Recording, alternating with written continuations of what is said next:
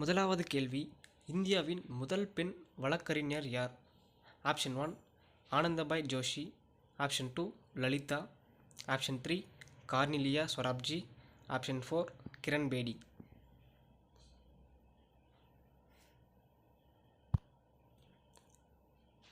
The answer is option 3 Cornelia Sorabjee.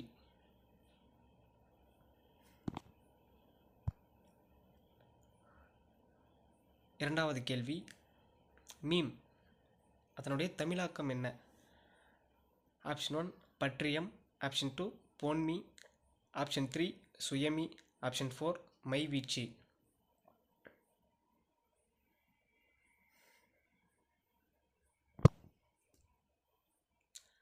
The answer is option 2 போன்மி.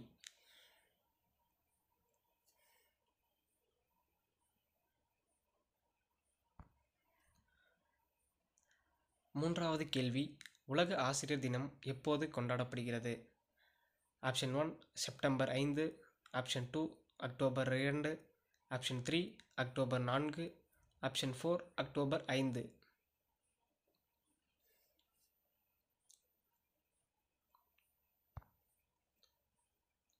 The answer is option 4 October 5.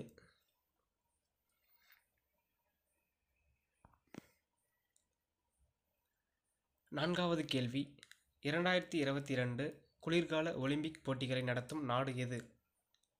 Option 1 China, option 2 Russia, option 3 India, option 4 Japan.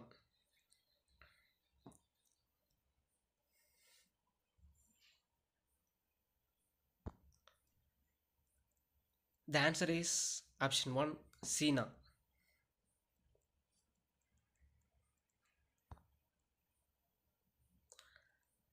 ஐந்தாவது மற்றும் கடைசி கேள்வி, IMF இதனுடைய விரிவாக்கம் என்ன?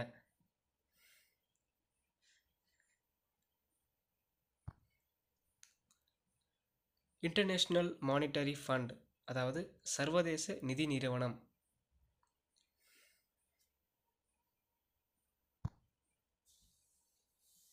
நன்றி.